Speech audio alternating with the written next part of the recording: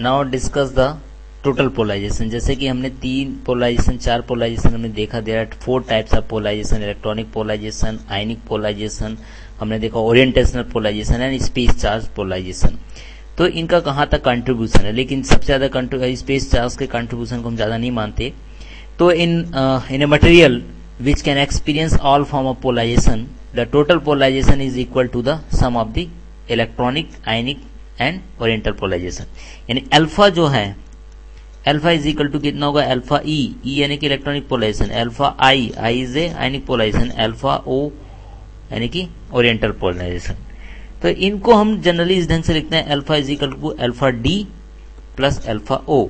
यानी alpha D किसको represent करता है, यानी दैट मीन्स अल्फा डी जो है अल्फा ई प्लस अल्फा आई को रिप्रेजेंट कर रहा है, और उसको हम बोलते हैं deformation polarization, deformation polarization resulting from the deformation of molecule के कारण से हो रहा है, इसलिए इसको डिफॉर्मेशन बोलते हैं। And alpha not is a oriental polarisation.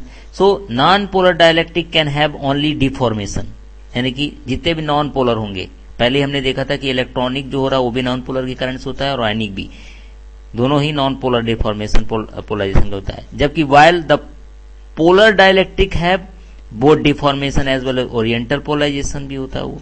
तो according to the Langevin theory, यदि हमने जैसे कि डिस्कस किया था ओरिएंटेशनल वाले में कि alpha not is equal to होता है P not square is equal to 3kBt। तो अल्फा इज इक्वल टू कितना हो जाएगा, alpha E plus alpha I plus P not square upon 3kBt।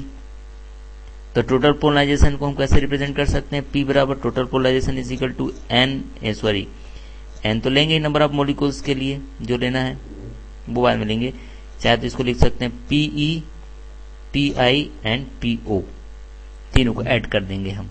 तो तीनों को ऐड करने से जो आएगा वही आपका टोटल पोलराइजेशन हो जाएगा, यानी कि N into alpha E plus alpha I plus P not square upon 3kBt into E, क्योंकि P directly proportional to E होता है, P equal to N E लिखते हैं, तो इसलिए तो ये जो पोलराइजेशन हुआ उसको बोलेंगे टोटल पोलराइजेशन, यानी कि the total polarization P of a multiphase material is equal to the sum of all type of polarization including space charge polarization, यदि टोटल की बात करेंगे। लेकिन सिंगल फेज डायलेक्ट्रिक में अलग से PS 0 के बराबर ही होता है सिंगल फेज में, तो इसलिए जनरली हम जब P लिखते हैं तो P को हम डायरेक्ट PE टोटल के लिए बात करेंगे, PI, PO एंड PS लिख देते हैं, लेकिन PS की वैल्यू सिंगल फेज के लिए जो होता है वो 0 हो जाता है, इसलिए हम उसको यहाँ पे कैलकुलेशन में हम शामिल नहीं करते हैं। तो this is the total polarisation.